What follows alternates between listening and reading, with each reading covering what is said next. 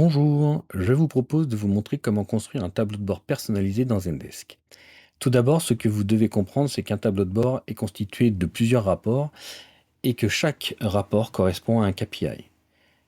Ce KPI, et donc ce rapport, peut être présenté sous différentes formes avec des visuels différents. Voyons comment faire. Quand vous êtes dans l'interface Zendesk et que vous avez l'accès à la partie tableau de bord, vous avez dans les modules, dans les quatre petits carrés que vous avez en haut à droite, la possibilité d'y accéder par ce biais-là.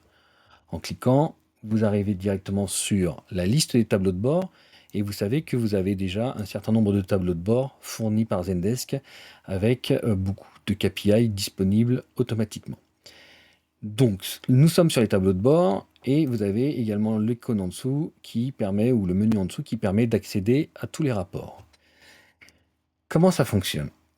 Là, mon idée, c'est de se dire, tiens, je veux récupérer un rapport, le cloner ou en tout cas le modifier.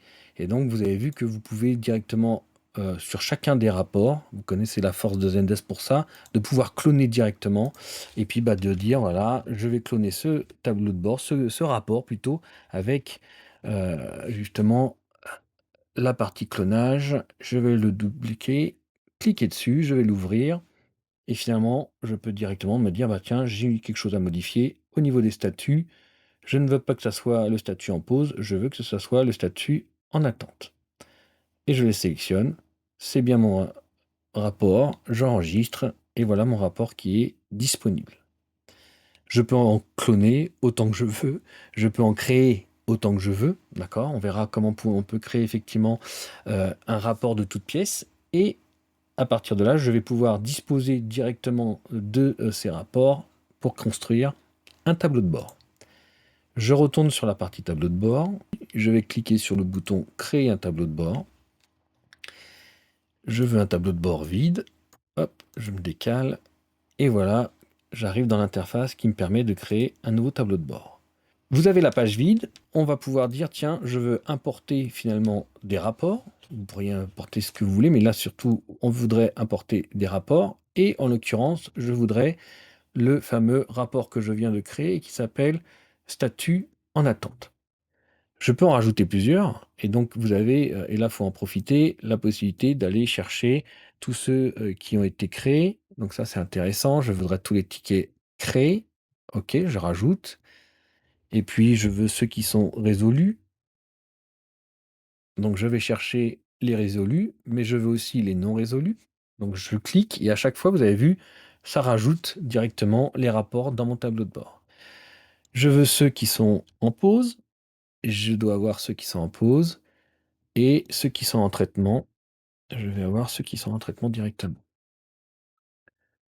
Voilà l'ensemble de tous les KPI et finalement tous les rapports que je souhaite insérer dans mon tableau de bord.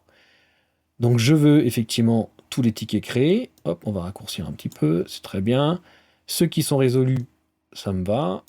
Ceux qui ne le sont pas, je vais le mettre juste à côté. Ça me paraîtrait pas mal de le mettre juste à côté. Donc ceux qui sont, hop, non résolus, je veux que ça apparaisse ici.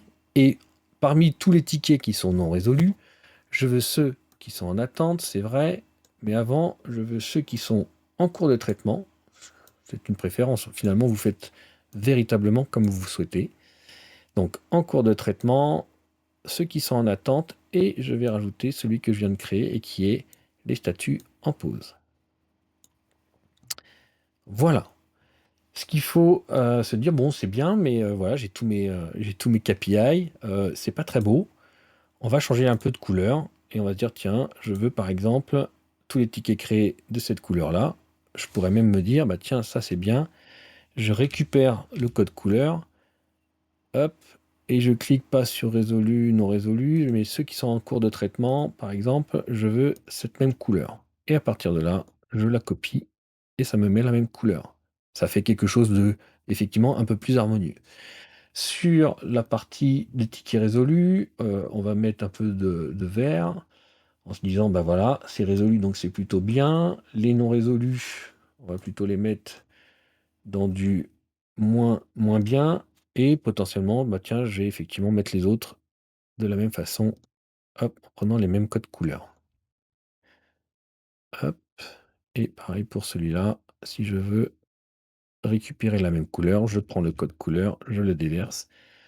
Voilà, donc c'est un petit peu mieux quand même. Visuellement, j'ai bien l'ensemble de toutes mes tuiles et donc de tous mes rapports qui constituent mon tableau de bord avec un éclatement de mes tickets sur une période de date, bien sûr. Et cet éclatement de tickets me permet de les répartir par statut. On va mettre un titre parce que c'est intéressant, un titre sur ce rapport. Donc, on va mettre tableau de bord. Bon, on n'est peut-être pas obligé, on va mettre ticket directement. Ticket et leur statut. Ça pourrait être ça. Et voilà. On publie et ça veut dire que ce rapport-là est publié et disponible. On peut le partager, évidemment, si on souhaite le communiquer à d'autres, il n'y a pas de souci.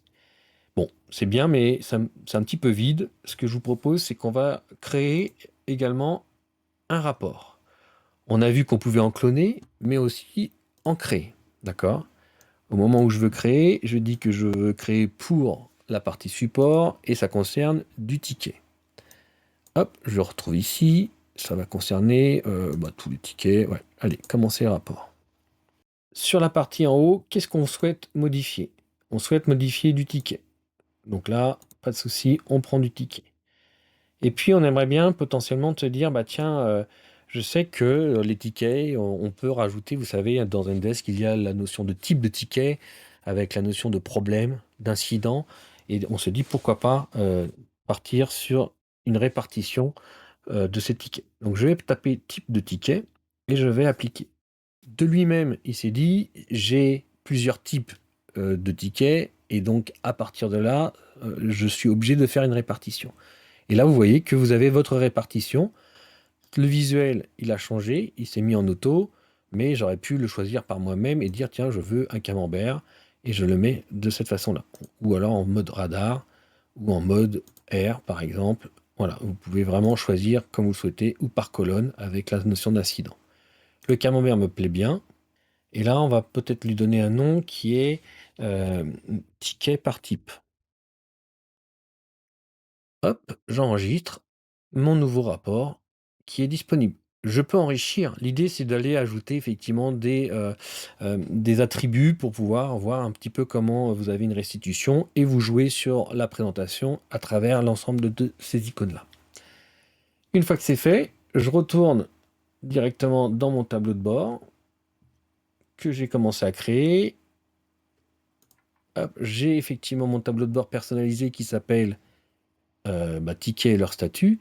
Et c'est là que je me dis, bah tiens, on va modifier ce rapport, ce tableau de bord, et rajouter un rapport. Je vais chercher un rapport, et le rapport que je vais aller chercher, c'est mes tickets par type. Et donc, à partir de là, je peux le rajouter et avoir cette répartition directement. Hop, pareil, de la même façon, je trouve que le fond, il n'est pas terrible, et je peux effectivement apporter un peu de couleur directement sur cette restitution. Et je publie. Voilà un exemple de tableau de bord personnalisé sur lequel nous avons rajouté l'ensemble des rapports que nous souhaitions. Nous avons créé également un rapport personnalisé avec des informations qu'on souhaitait faire apparaître et on a tout regroupé l'ensemble de ces rapports dans un seul et même tableau de bord. Voilà, j'espère que ça vous a plu et que vous allez pouvoir personnaliser vos tableaux de bord.